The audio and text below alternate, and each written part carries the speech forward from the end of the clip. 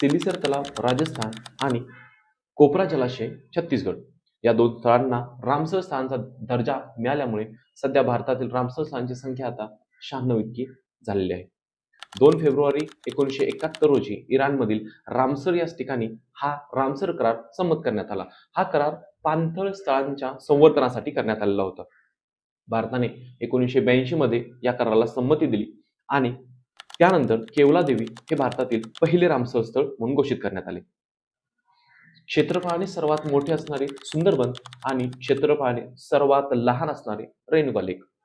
महाराष्ट्रामध्ये 3 रामसर स्थळांना मान्यता मिळाली आहे. त्याच्यामधील पहिले म्हणजे नांदूर माधमेश्वर, दुसरे म्हणजे लोणार आणि तिसरे म्हणजे ठाणे खाडी. चला पाहूया शेवटची 5 रामसर स्थळे. उदयपूर तलाव बिहार हे 92व रामसर स्थळ आहे. त्याच्यानंतर गोकुळ जलाशय बिहार हे 93व रामसर स्थळ आहे. त्याच्यानंतर गोगाबिल तलाव बिहार हे सुद्धा 94व रामसर स्थळ आहे. त्याच्यानंतर कोपरा जलाशय छत्तीसगड हे 95व रामसर स्थळ आहे आणि सिलीसर तलाव राजस्थान हे 96व रामसर स्थळ आहे. मित्रांनो, अशाच माहितीसाठी पेजला नक्की फॉलो करा.